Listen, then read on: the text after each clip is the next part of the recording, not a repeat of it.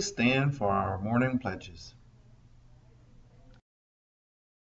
I pledge allegiance to the flag of the United States of America and to the republic of which it stands, one nation, under God, indivisible, with liberty and justice for all. Honor the Texas flag. I pledge allegiance to thee, Texas, one state under God, one and indivisible. Please continue standing for our moment of silence. Thank you. You may be seated.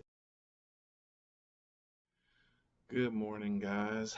I know some of you have been asking because the teachers have been emailing and texting me and saying that the kids were wondering how my wife was doing. Well, we had the transplant on Monday and had a rough week, but things are starting to look a little better now. So she's resting well, and I thank all of y'all for your prayers and your thoughts and concerns. And I want y'all to keep doing the great things y'all are doing there at school. All right. So let me get you on to your motivational video for the day.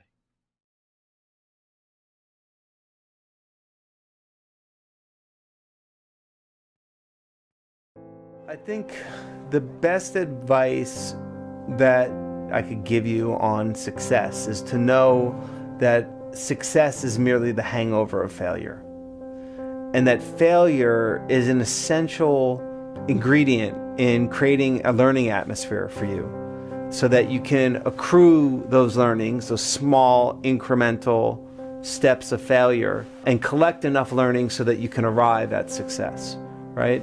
I think we're taught in the system that failure is something that you should be ashamed of. Failure is for the dumb kids because you get an F or you get a D, right? You're not competent. You didn't comply. You didn't create the evidence of your worthiness.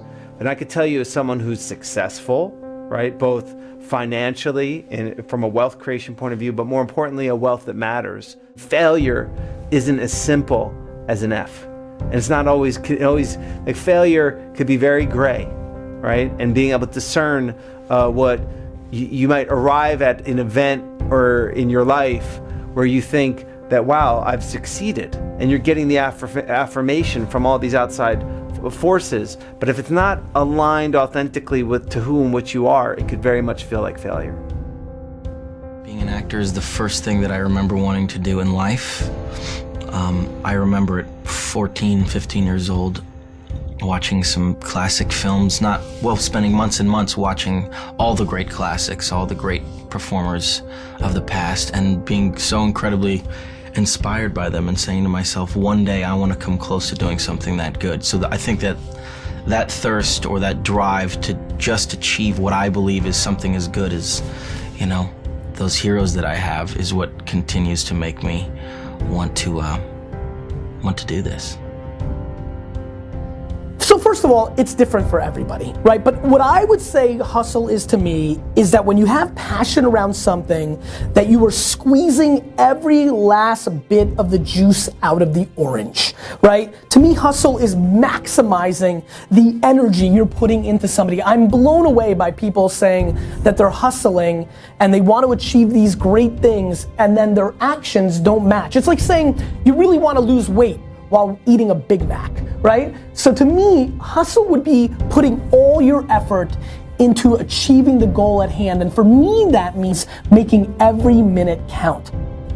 Hustle is putting it all on the line. Hustle is waking up one day, the day before you die, and realizing you gave it your all into the parenting of your children, the building of your businesses, the philanthropy that you wanted to do. Whatever you define, it's just all in, emotionally and executionally, in theory and strategy and in execution.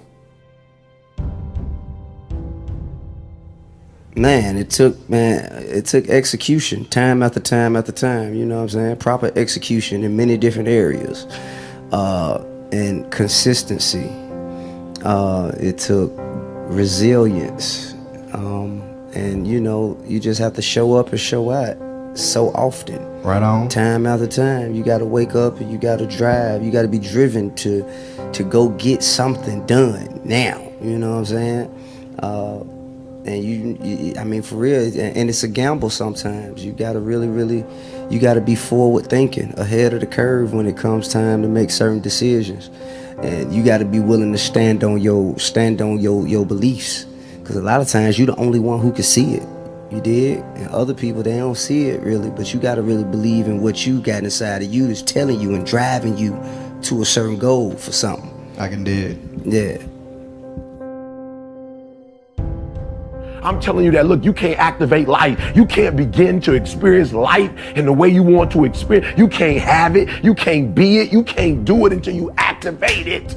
Until just it's all in there. All your gifts, all your talents, everything you need to do to be what you've been called to do, what you've been birthed to do. You can't do until you activate it, until you recognize you matter.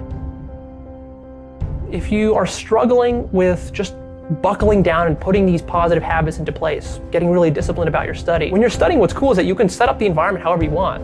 So you can literally be sitting there, you can have a nice coffee or a drink or a soda next to you, you can have some nice food, you can have some nice music playing. Like, you can really set up a really comfortable learning environment.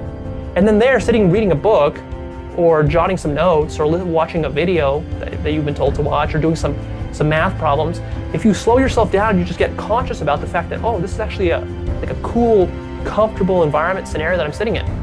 It's actually quite enjoyable. The first thing that you can do is you can be asking for assignments that are above your level. So there's work that you do at your level, and then there's work that you do above your level. And the only way that you're going to be promoted to do work above your level is A, if you can demonstrate that you're capable of doing the work at your level, and B, if you are proactive in seeking out opportunities that expand your capability and give you a chance to work above the level that you're at. You constantly deliver, you're a subject matter expert, and you seek out assignments that are above your level. Well, if they have the opportunity, is to step back and say, okay, if I had a blank sheet of paper, what would I be doing each day? And don't say nothing, because that's the hardest job in the world. Figure out what you have a passion for and being willing to apply the discipline to achieve that passion. When we go to a sporting match, for example, we see the end result of many people who've done a lot of sweat, a lot of training, a lot of passion to achieve their abilities. But we don't see all the work that goes behind the scenes. So if you're not prepared to do the grunt work, the scut work, the discipline, and that's why it's often said people who work hard in terms of a disciplined way end up being freer than those who don't have to do anything, because then they can't do anything.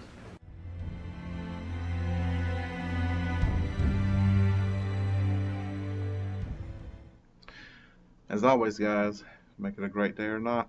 The choice is yours.